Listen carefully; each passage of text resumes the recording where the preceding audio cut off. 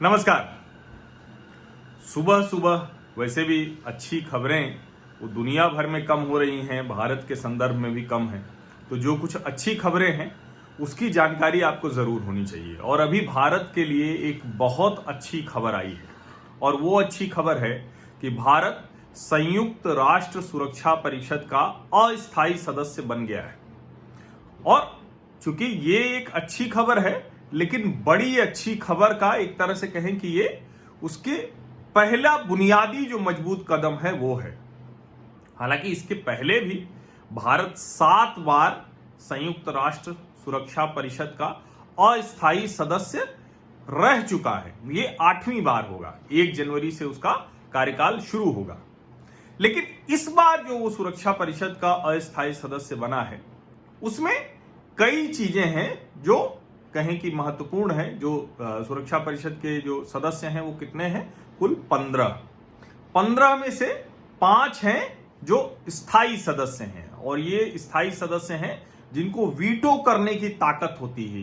यानी किसी भी मुद्दे पर अगर इन्होंने वीटो कर दिया तो वो फिर एक तरह से कहें कि रुक जाता है, उसको थाम लिया जाता है इस वीटो पावर की ताकत से।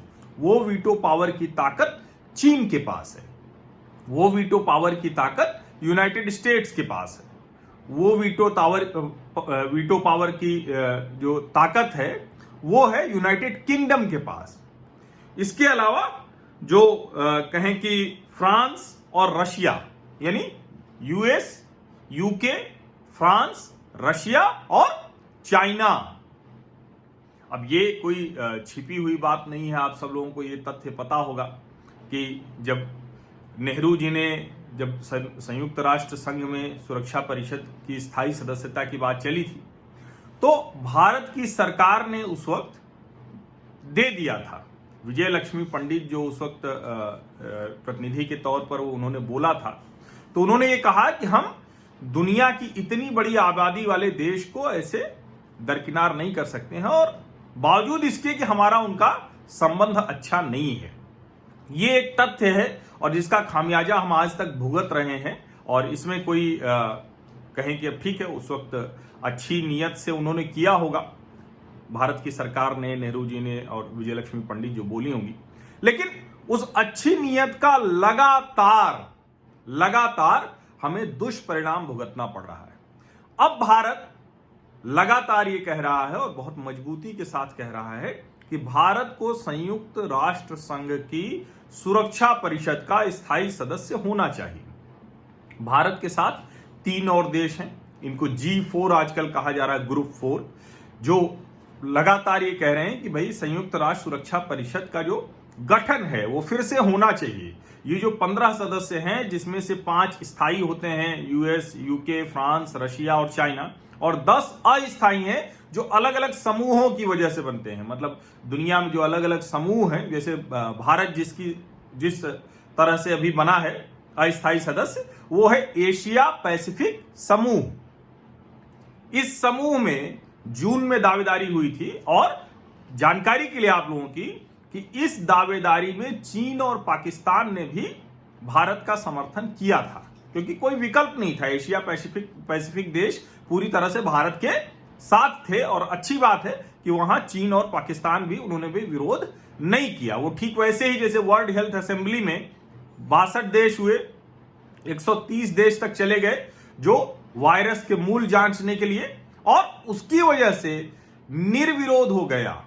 तो ये एक हमको समझना चाहिए कि कैसे डिप्लोमेटिक चीजें चलती हैं। और ये जो एशिया पैसिफिक ग्रुप की तरफ से गए और उसके बाद 184 देशों का मत मिला, तो ये समझिए कि कोई 8 देश विरोध नहीं किए हैं, भारत निर्विरोध हुआ है। अब इससे जो ग्रुप 4 यानी जापान, जर्मनी, ब्राजील और भारत के साथ 3 और देश हैं, जापान, जर्मनी और ब्राजील। ये कहा जा रहा है और बार बार ये मांग उठ रही है कि देखिए, सुरक्षा परिषद को आप दुरुस्त कीजिए, स्थायी सदस्य इनको बनना चाहिए। अब इससे ये मांग और मजबूत होगी, भारत का दावा मजबूत होगा। भारत ने बहुत क्लियर कट अपना विजन जो पेश किया है वो 5S है। क्या है वो? सम्मान, संवाद, सहयोग, शांति और समृद्धि। सम्मान, संवाद, सहयोग, शांति और समृद्धि, ये भारत का है, जिसमें भारत ने कहा है कि हम इसी तरह से आगे बढ़ेंगे और इसी सूत्र के आधार पर हम सुरक्षा परिषद में काम करेंगे। अब हम उम्मीद करते हैं कि जिस तरह के रिलेशन, डिप्लोमेटिक चीजें चल रही हैं, उसमें भारत निश्चित तौर पर इस स्थिति में आएगा कि वो सुरक्षा परिषद का स्थायी सदस्य बने। तो ये सुबह सुबह की अच्छी खबर आप सभी लोगों को जानना चाहिए। और भारत जो डिप्लोमेटिक रिलेशंस हैं वो बहुत जबरदस्त हैं अभी दुनिया के अलग अलग देशों में, और बहुत साफ साफ जब इस पर ये अस्थायी सदस्यता मिली है तो भारत ने बहुत साफ, भारतीय प्रतिनिधि ने बहुत साफ कहा है कि कोविड-19 की जो सिचुएशन है और उसके अलावा भी दुनिया में भारत लीडरशिप पोजीशन में है और उसका ध्यान रखते हुए सुरक्षा परिषद में काम करेगा। बहुत बहुत धन्यवाद।